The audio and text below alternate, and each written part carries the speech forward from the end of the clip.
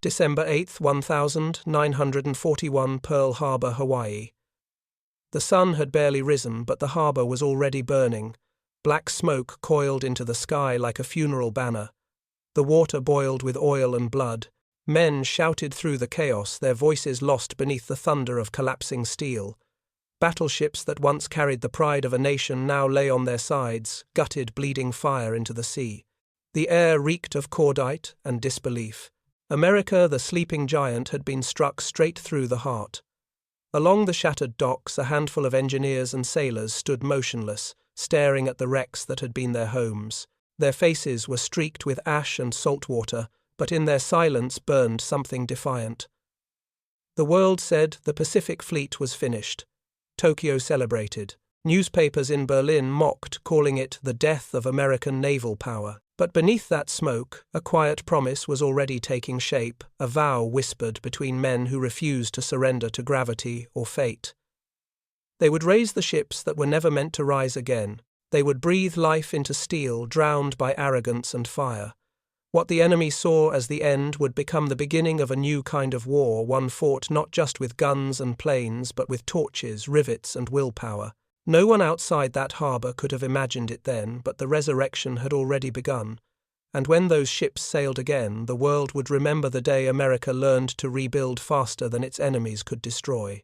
If stories of courage rising from ashes move you, like, share and subscribe, because this isn't just history, it's the sound of a nation learning how to fight back. Tokyo, December 9, 1941. Newspapers hit the streets before sunrise, their bold headlines screaming triumph. American Navy sleeps beneath the waves, one read, and crowds cheered in the cold morning air. In Imperial Navy headquarters, laughter echoed down the marble halls. Officers smoked and toasted sake to a victory they believed was absolute. Admiral Yamamoto, who had designed the attack, stood apart, silent, his face drawn tight, but the others were jubilant. The Americans, one captain boasted, build ships as children build toys. We have taught them how quickly toys burn. To them, Pearl Harbor was not just a strike. It was humiliation immortalized. The Empire had proven what the world whispered, that the West had gone soft, that industry had no soul, that machines could not replace discipline and spirit. Half a world away, Washington trembled. The president's voice, calm but taut, echoed through the radio. We will make it right. The words floated into millions of homes, heavy with both grief and promise. But at the naval yards, the reality was far less poetic. The Pacific Fleet lay crippled, its backbone broken. The pride of America, 8 battleships, were either burning capsized or buried under black water. Over 2,400 men were dead, hundreds trapped inside the twisted hulks beneath the harbor. Engineers, divers, and sailors worked around the clock to recover bodies that surfaced bloated and grey. For every cheering crowd in Tokyo, there was a family in Kansas, Ohio, or California receiving a telegram stamped with the words, "Missing in action." The pain was national, raw, and unrelenting. And yet, in the corners of that devastation, something quiet began to move. The first divers of the Pearl Harbor Naval Shipyard, men covered in grease and soot, climbed down into the toxic water that still bubbled from oil and fuel. They could barely see more than a few inches ahead. The water was thick as tar. Inside the wreck of the USS West Virginia, they found bodies still at their battle stations, hands frozen around guns. The silence inside those ships was suffocating and sacred. They died standing, one diver whispered. That sentence passed among the workers like a prayer. It became their fuel. While Japan celebrated, America began to listen to its own silence. It wasn't the silence of surrender. It was the silence of men thinking, calculating, rebuilding in their minds what the world said could never be rebuilt. The U.S. Navy's Bureau of Ships gathered in a windowless room, the air dense with cigarette smoke and disbelief. Charts, blueprints, and salvage diagrams covered the tables. "Gentlemen," said Rear Admiral Homer Wallin, "we are going to raise them." Someone laughed, not in mockery, but in disbelief. Wallin didn't flinch. "We will bring them all back." The first obstacle wasn't the damage, it was doubt. The ships lay half buried in mud, torn open by torpedoes, burned beyond recognition. Every expert insisted the same: too deep, too heavy, too late. But the men at Pearl refused to think in limits. They were welders, mechanics, and divers, not philosophers. To them, the impossible was simply a problem that hadn't been measured right yet. Meanwhile, Tokyo's Radio Nippon broadcast victory, music day and night. Commentators described the eternal ruin of Pearl Harbor. Japanese schoolchildren wrote essays about how the Pacific would belong to the emperor forever. Every broadcast carried the same phrase: "The Americans have no heart for long wars." But in Honolulu, under floodlights that cut through the smoky haze, men worked waist-deep in fuel and salt water, cutting open steel like surgeons operating on a dying giant. They didn't talk about revenge. They didn't talk about glory. They talked about bolts, valves, and welding seams. They memorized the names of the ships as if reciting a prayer: Arizona, Oklahoma, West Virginia, California, Nevada. The names were more than hulls now. They were oaths. Every night, as the Empire laughed, the shipyard roared with the sound of compressors, pumps, and hammers. Divers worked in 20-minute rotations any longer, and the fumes would kill them. One of them, Chief Diver Joe Bullock, recorded in his log visibility 0, hull fractured, water pressure rising. "We keep going." His words were plain, but behind them lived the quiet defiance of a nation that refused to accept its own obituary. Each small victory became a secret celebration. When a section of California's deck rose a few inches under the pull of the air hoses, men cheered softly, clapping greasy hands against steel. It wasn't triumph yet, but it was motion, and motion meant hope. The next morning they worked faster. News of the salvage effort reached Washington. Journalists called it madness. Politicians called it symbolic. But Admiral Nimitz didn't care for symbolism. He arrived at Pearl Harbor on Christmas Eve, walking across the blackened decks, his boots echoing on twisted metal. "Can they float again?" he asked an engineer. The man hesitated.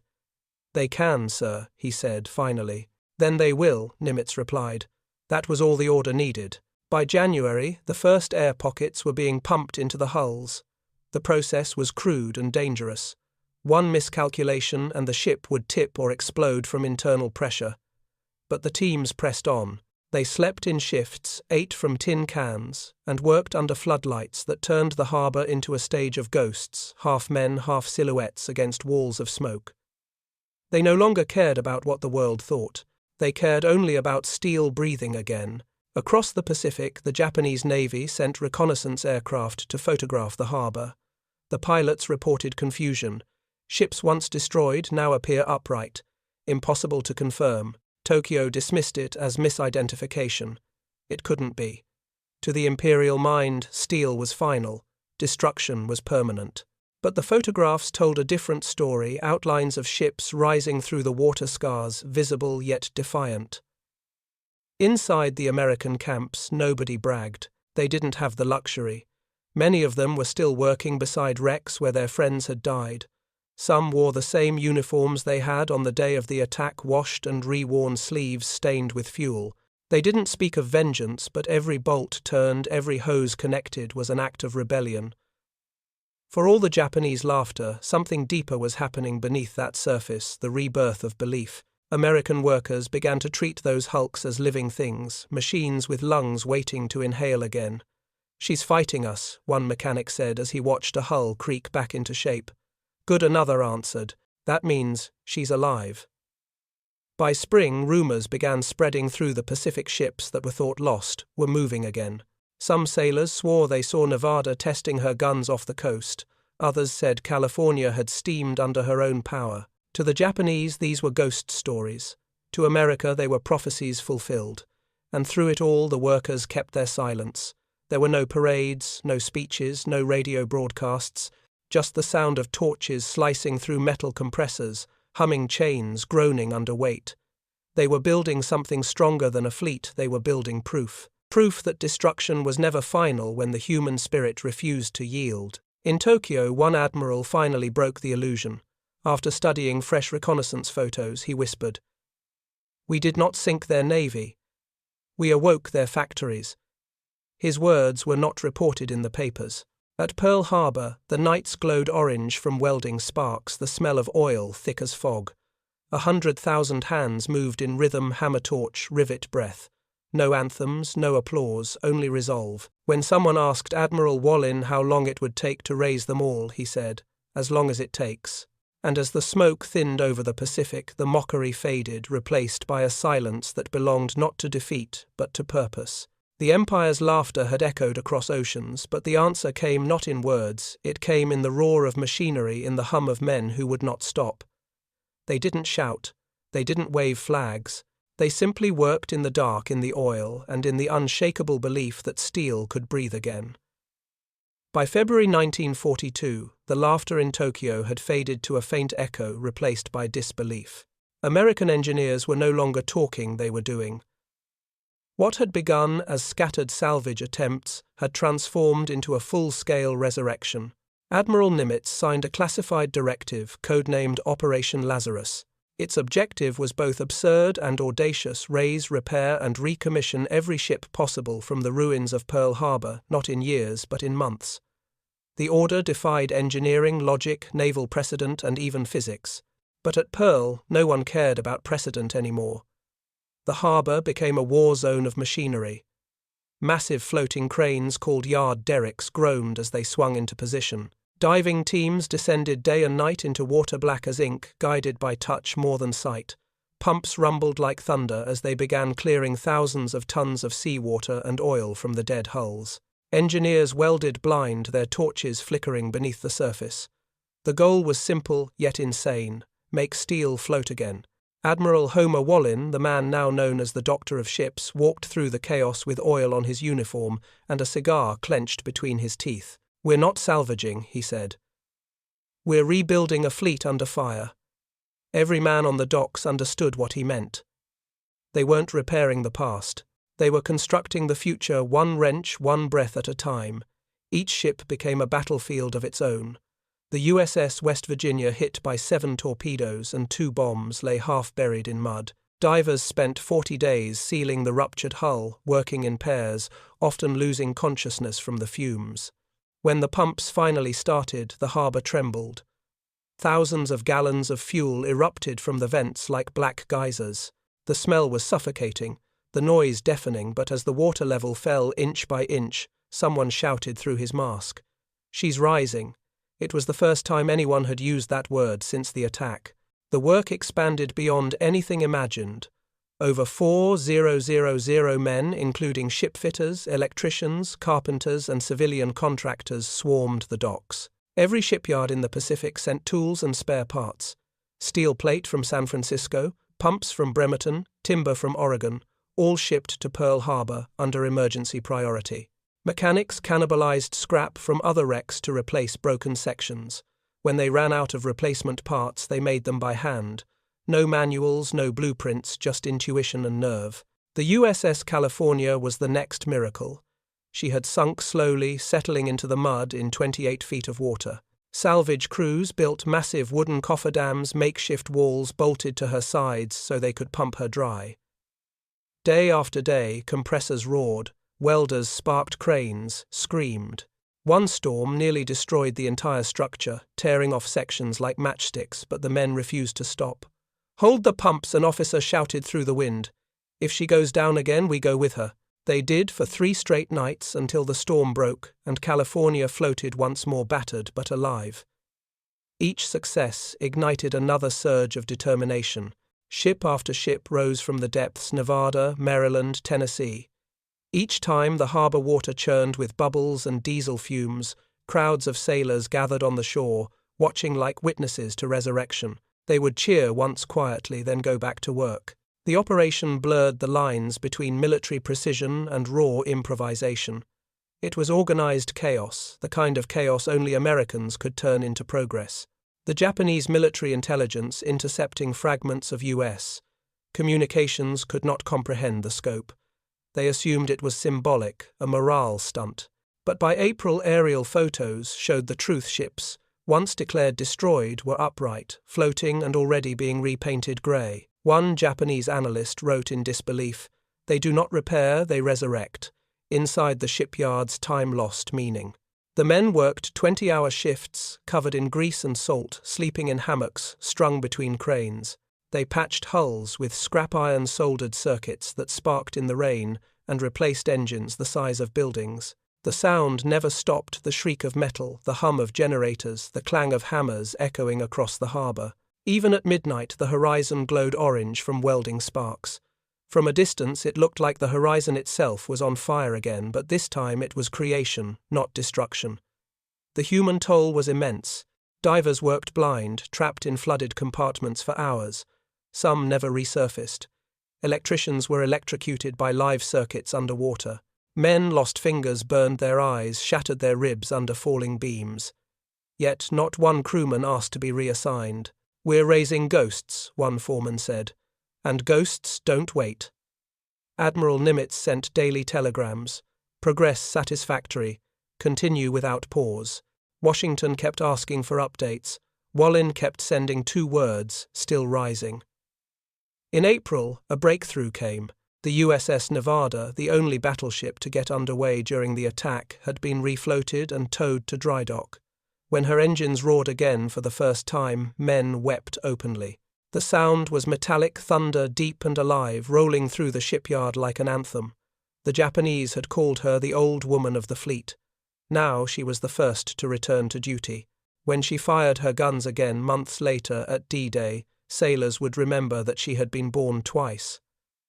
The scale of the reconstruction reached mythic proportions.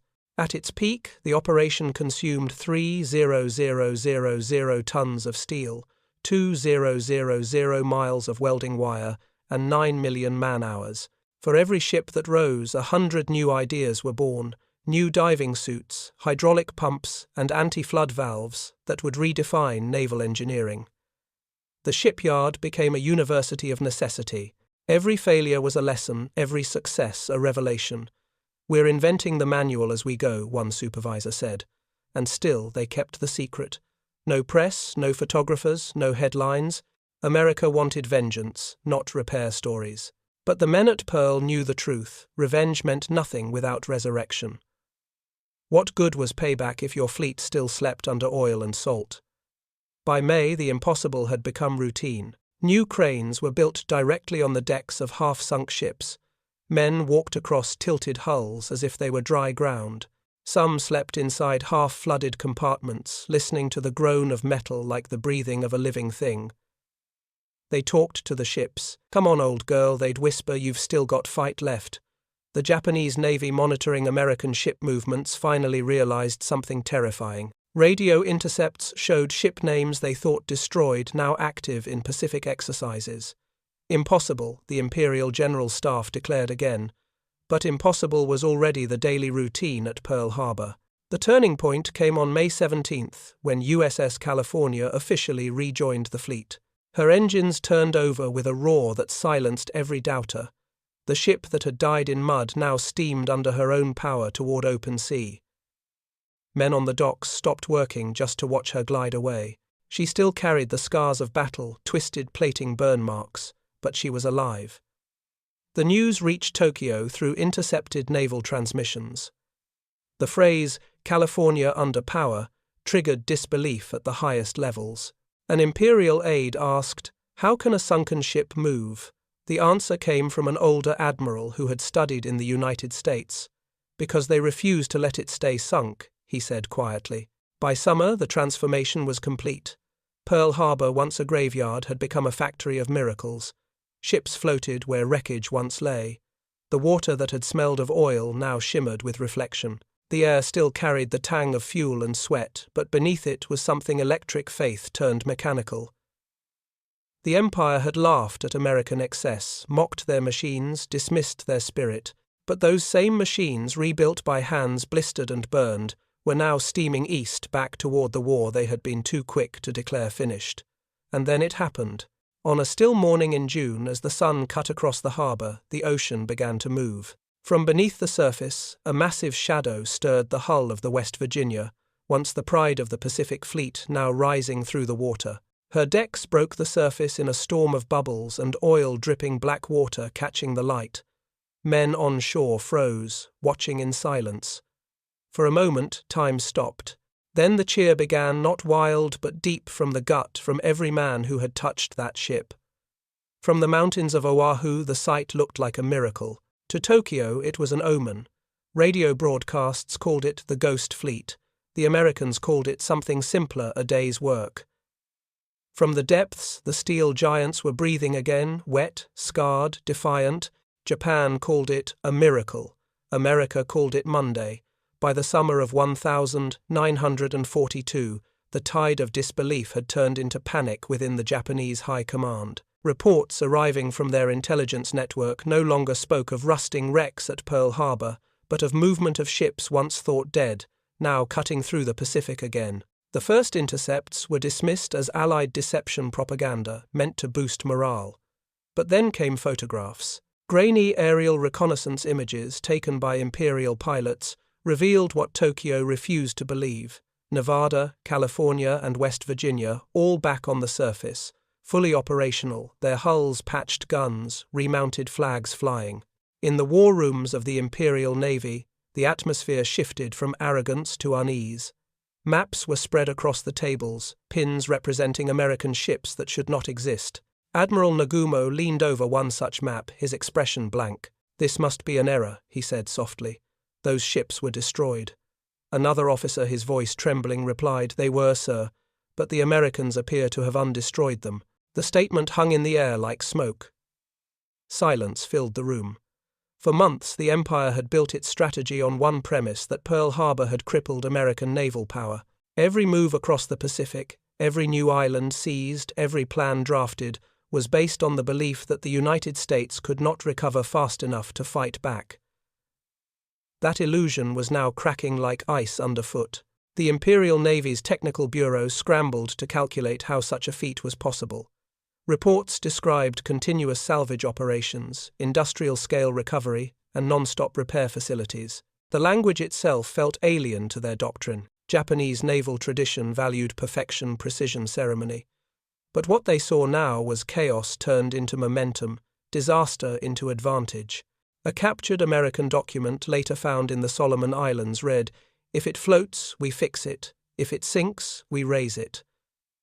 The phrase became infamous among Japanese officers, a summary of everything they could not comprehend. In Tokyo, the propaganda machine faltered. Newspapers quietly stopped printing boasts about Pearl Harbor. Cartoonists who once mocked American clumsiness were reassigned. By September, the Navy's Psychological Warfare Division issued a classified memorandum. "Enemy industrial capability exceeds all forecasts. Our destruction of capital ships no longer guarantees long-term advantage." The memo circulated in whispers through the Admiralty, carrying a single, unspoken truth. The strike that was supposed to paralyze America had only awakened it. Letters and diaries from Japanese officers during this period reveal their disorientation. One entry, written by Lieutenant Hiroshi Tanaka, aboard the cruiser Mogami, read, "We thought we had broken their machines, but their machines multiply. We thought they would mourn. Instead, they build. They have turned their grief into motion." The psychological shock spread far beyond Tokyo. Pilots who had flown over Pearl Harbor during the attack now received orders to fly reconnaissance over the same waters, and what they saw shattered them. Where they once saw flames and wrecks, they now saw the gleam of fresh paint and the silhouettes of cranes still moving day and night. "The Americans are rebuilding under our noses," one pilot radioed before static swallowed his transmission. Admiral Yamamoto, the architect of Pearl Harbor, received these reports with grim clarity. He had warned the cabinet after the attack, "I fear we have awakened a sleeping giant." Now that fear stood before him in steel and motion. During a meeting in August, he struck the table and said, "They are not fighting a war the way we understand war. We plan campaigns, they build nations." His staff watched as the admiral, usually composed, spoke in a tone of awe and despair. "We destroyed their ships. They turned their shipyards into weapons." American radio frequencies, intercepted by Japanese intelligence, carried coded logistics chatter so massive that analysts initially thought it was disinformation. It wasn't. The Americans were moving entire dry docks across the Pacific, constructing floating bases, welding at sea. Where Japan calculated, America improvised. Where Japan sought perfection, America sought volume. Every flaw was patched, not with elegance but with excess. It was warfare by multiplication, and it was unstoppable. By early 1943, the Imperial staff began referring to Pearl Harbor not as a victory, but as the era of awakening. In private, senior officers admitted what they could not say publicly. Japan had destroyed a fleet, but failed to destroy its spirit.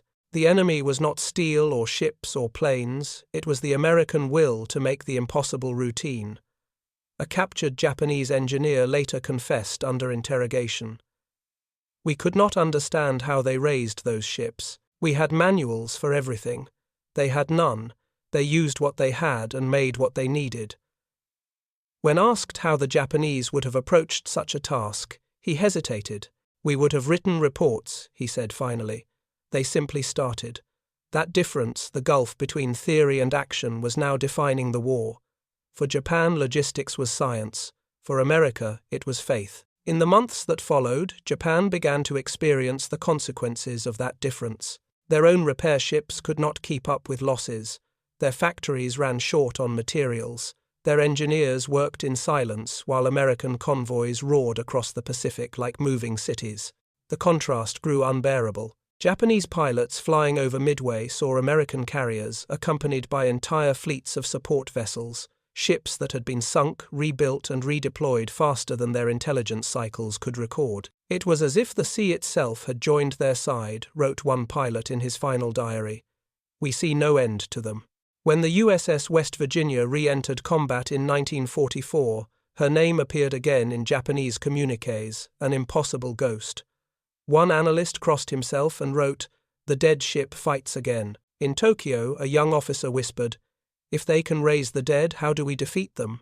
The empire had built its confidence on the myth of technological dominance, on precision strikes and meticulous planning. America answered with improvisation volume and a kind of creative fury that Japan could neither replicate nor understand. Every ship that rose from the mud was a refutation of their doctrine. Every welded plate was a lesson in humility. The final blow to Japanese pride came not from bombs, but from realization.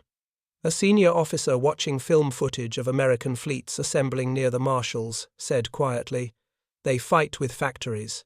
We fight with memory." From that moment, the empire knew the truth they would never admit in public.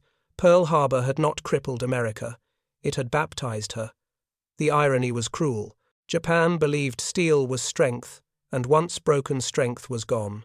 But America had proven something else entirely, that steel was just a vessel. The true engine of war was human will. The Japanese once believed that iron could not rise again, but they forgot in America iron was never the soul of the ship. The soul was the man who refused to let it stay sunk. While Tokyo's admirals debated numbers and tonnage at Pearl Harbor, the war was being fought by ghosts in coveralls, men and women no one would ever remember by name. They worked in the glare of welding torches and the stink of diesel under a heat that turned the harbor into a furnace.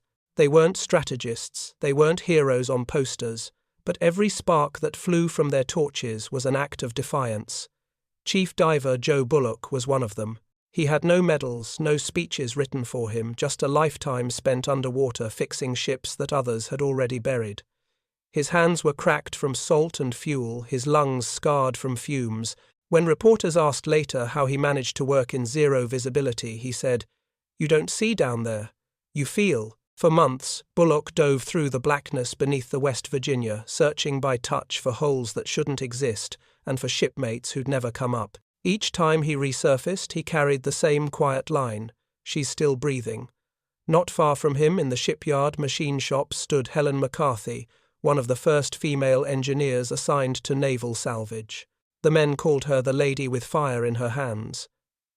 She worked 16-hour shifts, welding fractured beams, her face hidden behind a steel mask, her voice drowned by the roar of compressors. She had lost her husband aboard the Arizona, but she never left the yard.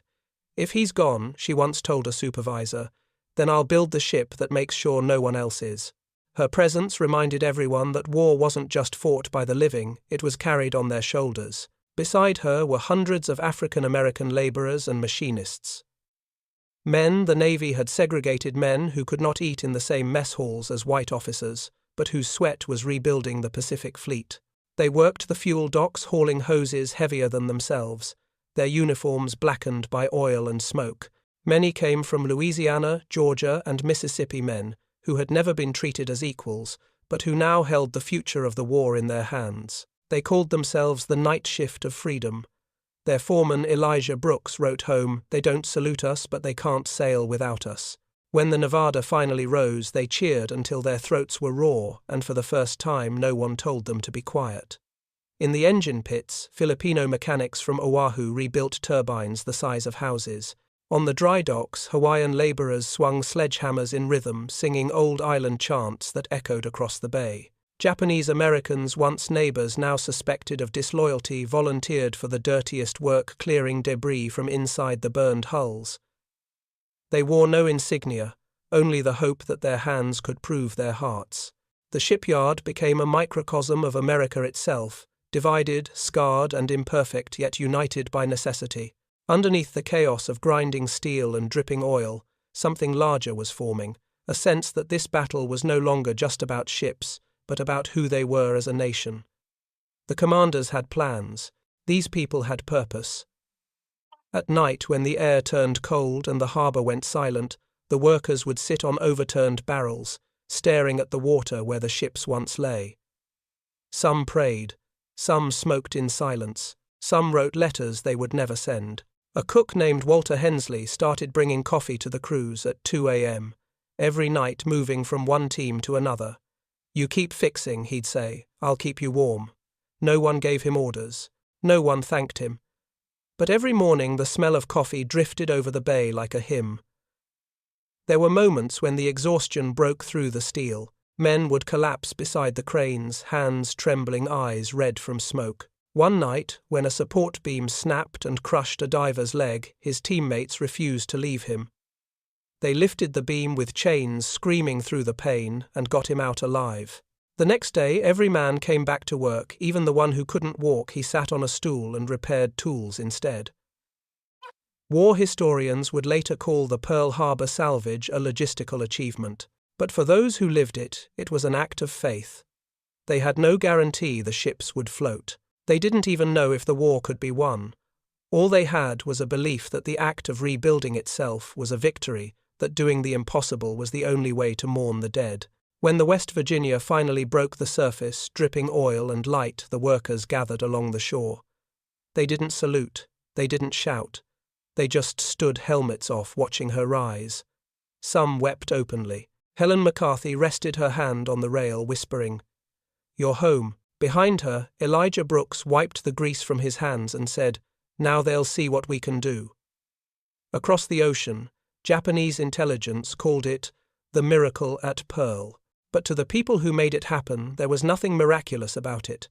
It was built from burns, from sleepless nights, from grief turned into motion. Every rivet driven into those hulls carried the fingerprint of someone who had refused to stop. The admirals would one day stand on the decks and deliver speeches about victory, about resilience, about destiny.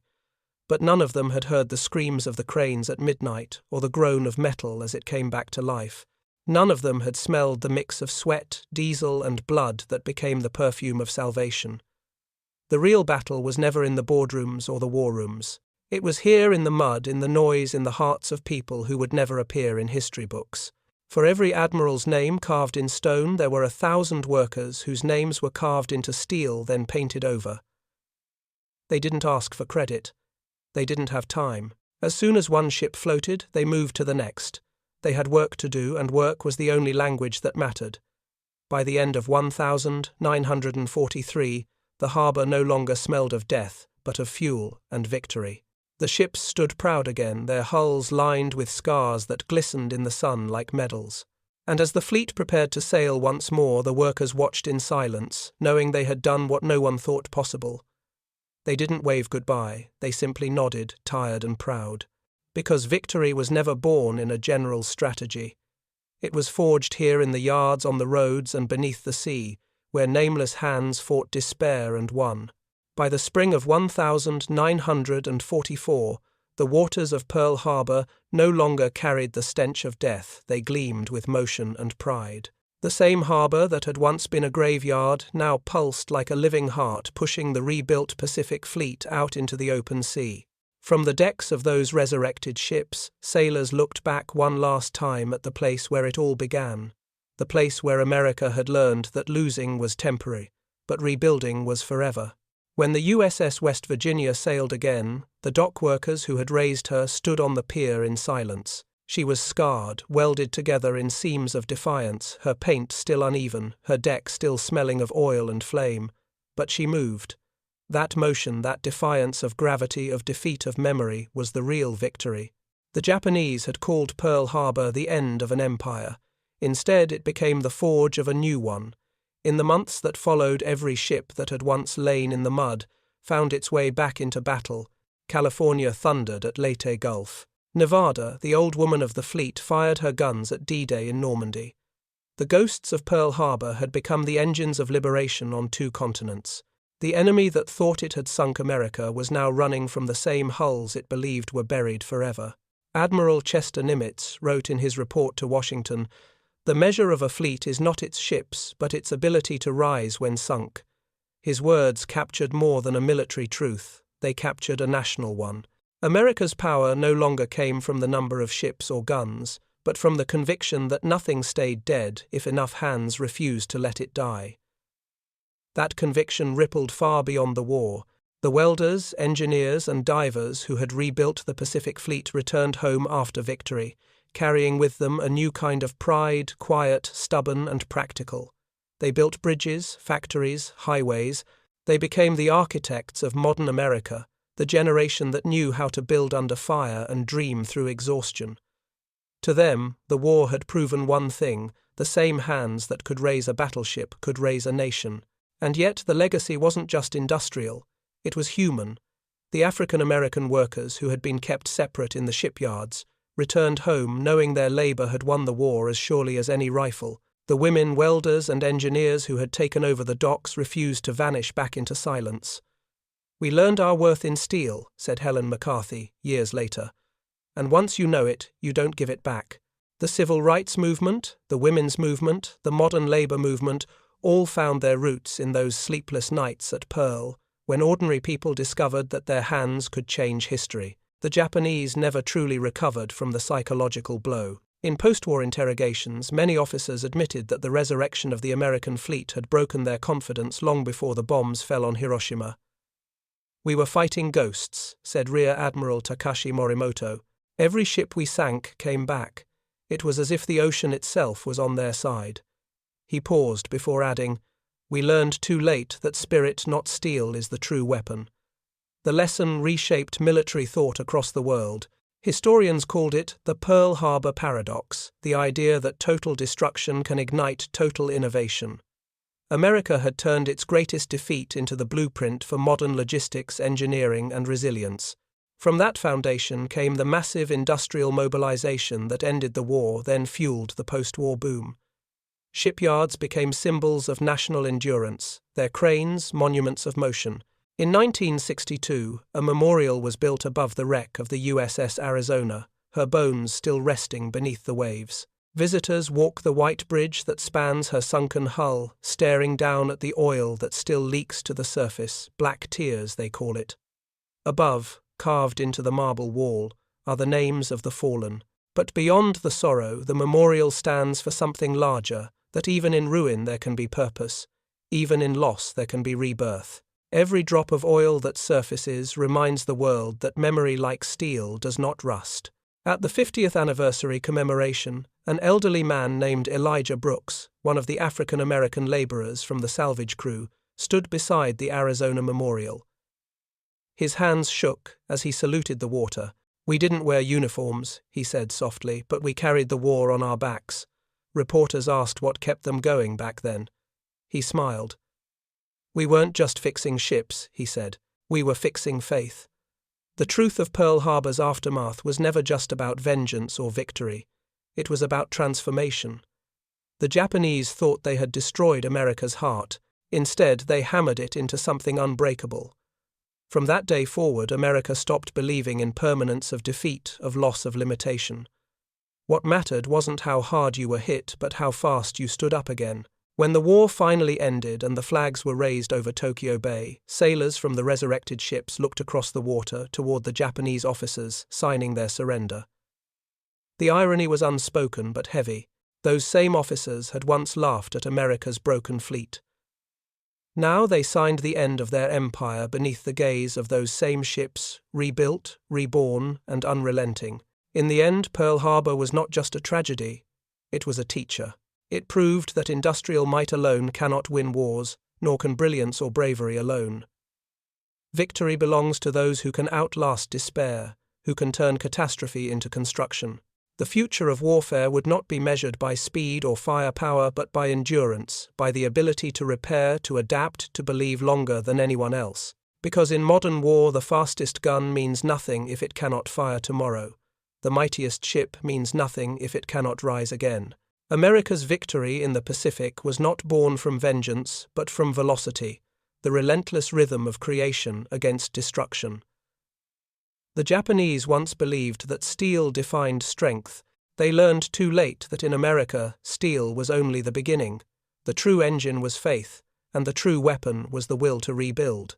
And when the Pacific Fleet returned to the seas, when its guns thundered across the horizon once more, the laughter that had echoed in Tokyo 3 years earlier was gone. The tide had turned, and the sound that replaced it was the roar of 1,000 engines, the song of a nation reborn from smoke and salt. The Japanese once laughed, but when the American fleet came back to the Pacific, their laughter drowned beneath the waves. No one laughed again at the hands that rebuilt a nation. When the guns finally fell silent and the oceans calmed, Pearl Harbor was no longer a symbol of defeat, it was proof of resurrection. The ships that had once burned beneath the morning sun now stood as floating monuments to endurance, each one forged by thousands of unseen hands that refused to surrender. History often remembers the explosions, the battles, the victories. It became the rhythm of an entire generation, one that turned pain into progress, loss into learning, and ruin into renewal. Today, the waters of Pearl Harbor are still and silent, but beneath them rests the memory of a people who turned tragedy into triumph. The ships may no longer sail, but their legacy moves through every bridge, every engine, every act of courage that followed. Because victory in the end is not about who fires first or fastest, it belongs to those who rise again after everything has fallen. The Japanese once laughed at American wreckage, but when the rebuilt fleet thundered back across the Pacific, that laughter drowned under the waves. No one laughs at Pearl Harbor anymore. They listen to the echo of steel being reborn, to the sound of a nation learning that even from the deepest depths faith can float.